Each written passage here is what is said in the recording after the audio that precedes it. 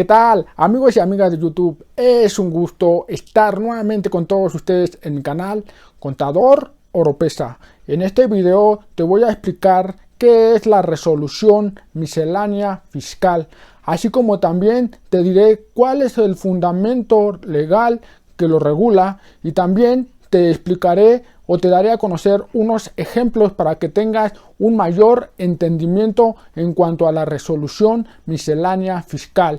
Bueno, sin más preámbulo, ¡vámonos!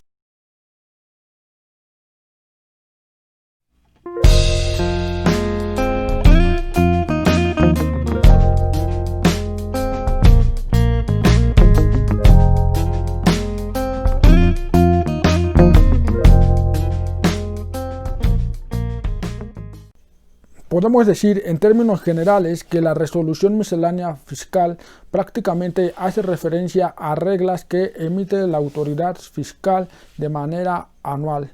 También quiero comentarte que el objetivo de estas reglas es complementar las disposiciones fiscales. Sin embargo, también quiero comentarte que lo que básicamente se busca con estas reglas es crear derechos, es crear beneficios y no obligaciones a los contribuyentes. Sin embargo, quiero comentarte también que estas reglas se vuelven obligatorias cuando las disposiciones fiscales, como por ejemplo la ley del impuesto sobre la renta, te remite básicamente a estas reglas, es decir, te remite a la resolución miscelánea fiscal. Sin embargo, también quiero hacer la precisión de que básicamente cuando tú encuentres en una ley que diga mediante reglas de carácter general, se entiende que te envía prácticamente a la resolución miscelánea fiscal. Es decir, tú no vas a encontrar en la ley del impuesto sobre la renta, en la ley del impuesto al valor agregado, que diga resolución miscelánea fiscal, sino que va a decir reglas de carácter general, mediante reglas de carácter general.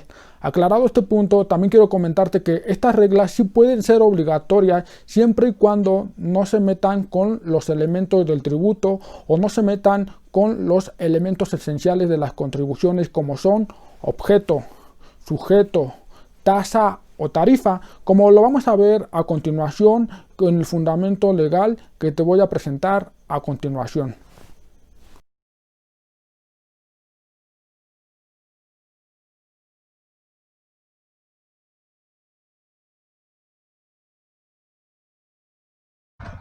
En cuanto al fundamento legal de la resolución miscelánea fiscal, lo vas a encontrar prácticamente en el Código Fiscal de la Federación, específicamente en el título tercero, que hace referencia a las facultades de las autoridades fiscales en su capítulo 1.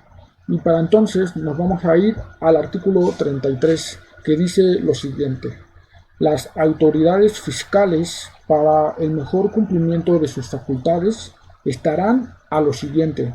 Nos vamos a la fracción primera, que dice lo siguiente: proporcionarán asistencia gratuita a los contribuyentes y para ello procurarán. Nos vamos al inciso G, que dice lo siguiente: publicar anualmente las resoluciones dictadas por las autoridades fiscales que establezcan disposiciones de carácter general, agrupándolas de manera que faciliten su conocimiento por parte de los contribuyentes. Se podrán publicar aisladamente aquellas disposiciones cuyos efectos se limitan a periodos inferiores a un año. Las resoluciones que se emitan conforme a este inciso y que se refieran a sujeto, a objeto, a base, tasa o tarifa, no generarán obligaciones. Muy claro que quede esto: no generarán obligaciones o cargas adicionales a las establecidas en las propias leyes fiscales.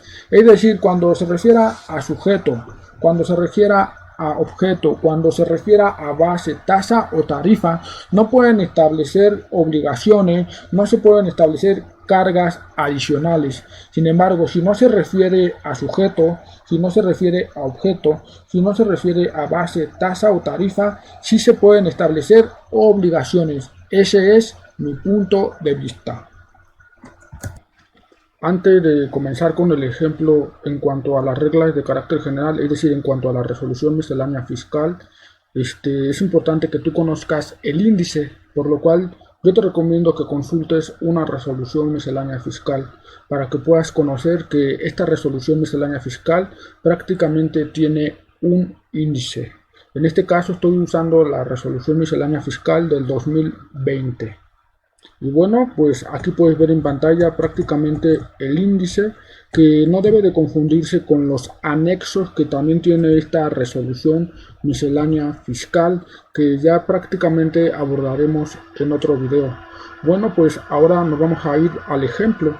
Para ello nos vamos a ir a la ley del impuesto sobre la renta y nos vamos a ir en el capítulo 9 del título 2, es decir, de las personas morales. El capítulo 9 se refiere a las obligaciones de las personas morales. Y bueno, pues nos vamos a ir prácticamente a la fracción 16, que como te puedes dar cuenta dice artículo 76, los contribuyentes que obtengan ingresos de los señalados en este título 2, además de las obligaciones establecidas en otros artículos de esta ley, tendrán las siguientes. Nos vamos a la fracción 16 y ve lo que dice. Dice, informar a las autoridades fiscales a través de los medios y formatos que para tal efecto señale el Servicio de Administración Tributaria mediante reglas de carácter general de los préstamos y básicamente también de las aportaciones para futuros aumentos de capital o aumentos de capital que reciban en efectivo, en moneda nacional o extranjera mayores a 600,000 pesos, dentro de los 15 días posteriores a aquel en el que se reciban las cantidades correspondientes. Como te puedes dar cuenta, te está mandando a una regla de carácter general, es decir, a la resolución miscelánea fiscal, ya que todavía te está diciendo mediante reglas de carácter general. O sea, te va a dar los medios o los formatos.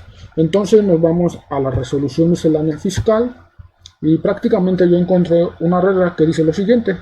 Para los efectos del artículo 76, fracción 16 de la ley del impuesto sobre la renta, es decir, lo que acabamos de leer, dice, los contribuyentes deberán de presentar la información a que se refiere la citada disposición, es decir, la informativa que te comentaba hace un momento, es decir, la fracción 16, dice, a través de la forma 86 a información de préstamos, aportaciones para futuros aumentos de capital o aumentos de capital recibidos en efectivo, contenida en el anexo 1, rubro A, numeral 2, como te comentaba, la resolución miscelánea fiscal tiene anexos, por lo cual tú tendrías que conocer también los anexos, pero a lo que quiero llegar es que prácticamente esta regla es obligatoria. ¿Por qué?